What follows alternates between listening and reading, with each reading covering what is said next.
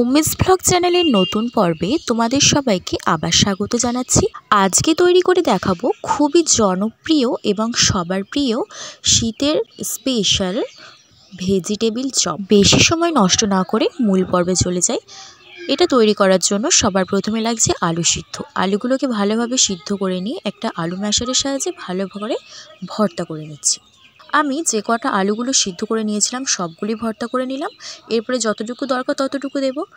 এরপরে নেক্সট স্টেপে নিচ্ছি বিট আর গাজর, দুটো একসঙ্গে ভালোভাবে গ্রেটারের সাহায্যে গ্রেট করে নিয়েছি। আর দেখতে পাচ্ছ বিটের জন্য হাতটা কীরকম লাল হয়ে গেছে। এরপরে তৈরি করে নেব একটা ভেজিটেবিল চপ স্পেশাল মশলা।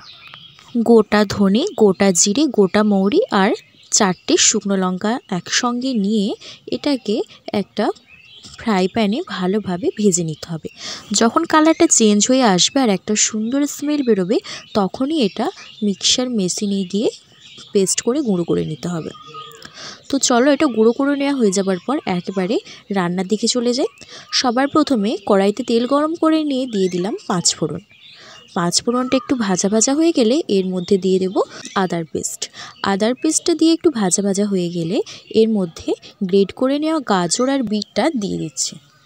বিট আর গাজরটা দিয়ে কিছুক্ষণের জন্য একটু ভালোভাবে নাড়াচাড়া করে নেব। একটু নাড়াচাড়া করে নেওয়া হয়ে যাবার পর এর মধ্যে অ্যাড করে দেব স্বাদ মতো লবণ। লবণটা দিলে কি হবে, এটা তাড়াতাড়ি একটু নরম হয়ে যাবে, সেই জন্য লবণটা দিয়ে আরেকটু ভালোভাবে নাড়াচাড়া করে নেওয়ার পর যখন দেখব যে এটা একটু নরম হয়ে এসেছে, এর মধ্যে যে মশলাটা আমরা গুঁড়ো করে নিয়েছিলাম সেই মশলার সবটুকু দিয়ে দেবো। মশলাটা দিয়ে আবারও ভালোভাবে একটু নাড়াচাড়া করে নিই। এর মধ্যে অ্যাড করলাম গরম মশলা। গরম মশলা দেওয়া হয়ে যাবার পর দিলাম লেবুর রস আর স্বাদ মতো চিনি। তবে লবণ আর চিনির পরিমাণ কিন্তু ঠিক রাখতে হবে। যদি বেশি মিষ্টি খেতে চাও তাহলে চিনির পরিমাণটা বাড়িয়ে দেবে, আর কম মিষ্টি খেতে চাইলে চিনির পরিমাণটা কমিয়ে দেবে। আলুটা যে ভর্তা করে নিয়েছিলাম সেই আলু ভর্তার অর্ধেকটা নিয়েছি, মানে পরিমাণ মতো, আর দিয়েছি ভাজা বাদাম। আর তোমরা চাইলে নারকেল কুচিও অ্যাড করতে পারো। আর হ্যাঁ, আলুর পরিমাণ কিন্তু বেশি হলে চলবে না। আলুর পরিমাণ বেশি হলে কি হবে, এটা কিন্তু আলুর চপের মতো খেতে লাগবে। ভাজা বাদাম আর আলুর সাথে দেখো ভালোভাবে এটা মাখিয়ে নিয়েছি। মাখিয়ে নিয়ে একটা ডো করে নিয়েছি, আর হাতে একটু তেল মেখে নিয়ে একটু একটু মানে অল্প অল্প করে নেব। মানে তোমরা যেরকম সাইজের করবে সেই অনুযায়ী পুরটাকে নেবে, নিয়ে হাতের সাহায্যে শেপটা দিয়ে নেবে তোমাদের যেরকম পছন্দ। আমি এখানে যেরকম ভেজিটেবিল চপ হয় ভেজিটেবিল চপেরই মতো শেপ দিচ্ছি। হাতে কিন্তু অবশ্যই তেল মেখে নিতে হবে, তা না হলে হাতমাই লেগে যাবে। দেখতে পাচ্ছ এভাবে সবগুলো করে নিয়ে তোমাদের দেখালাম। এখানে সব কটা ভেজিটেবিল চপ রেডি করা হয়ে গেছে, আর দেখতে কিন্তু খুব সুন্দর লাগছে। এখন থেকেই যা স্মেল বেরিয়েছে না, জিভে পুরো জল চলে আসছে। এরপরে দেখো, এরপর এটাকে কোটিং করে নেব।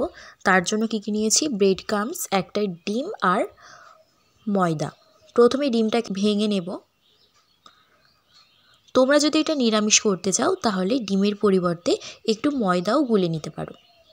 ডিমটাকে ভেঙে নিয়ে ভালোভাবে একটা কাঁটা চামচের সাহায্যে মিক্সড করে নিচ্ছি। প্রথমে একটা করে চপ নেব। চপটা নিয়ে ময়দাতে ভালোভাবে মাখিয়ে নেব।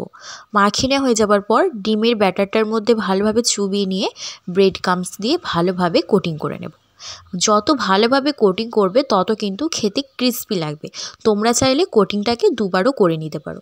দেখো আমি এভাবে একে একে সবগুলো করে নেব। একই রকমভাবে আর একটা চপ নিয়ে ময়দাতে ভালোভাবে মাখিয়ে নিয়ে ডিমের ব্যাটারি দিয়ে তারপরে ব্রেড ক্রাম্বসে ভালোভাবে চুবিয়ে নিচ্ছি। ভালোভাবে কিন্তু আমি কোটিংটা করে নিচ্ছি, আর আমি এটা একবারই করছি। এভাবে সবগুলো করে নিচ্ছি। আর একটা করে নিয়ে তোমাদের দেখাচ্ছি।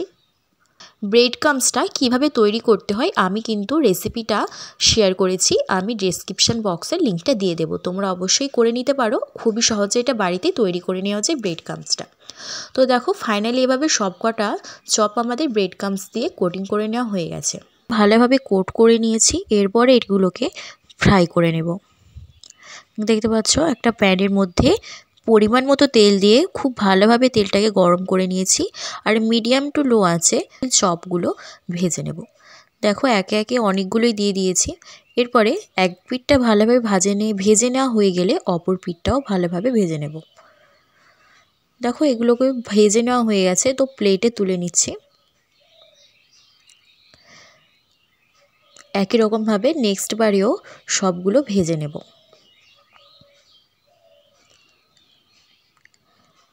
দু সাইডটা ভালোভাবে ভেজে নেওয়া হয়ে গেছে। এবারেরগুলো আগের বারের মতো সব চপগুলো তুলে নিচ্ছি। তোমরা দেখতে পেলে ফাইনালি সব চপগুলো আমাদের ফ্রাই করে নেওয়া হয়ে গেছে। আর সুন্দরভাবে একটু টমেটো সস দিয়ে এটাকে একটু ডেকোরেট করে নিয়েছি। আর তোমাদের একটা ভেঙে দেখাই, দেখো কত সুন্দর লাগছে দেখতে, পুরো ইয়াম্মি আর ক্রিসপি। তোমরা অবশ্যই কিন্তু এটা বাড়িতে ট্রাই করো, খুব ভালো লাগবে, কথা দিচ্ছি। তো আজ ভেজিটেবিল চপের রেসিপি কীরকম লাগলো কমেন্ট করে জানিয়ে দিও। দেখা হচ্ছে নেক্সট রেসিপির ভিডিও নিয়ে। চ্যানেলটিকে সাবস্ক্রাইব করে দিও।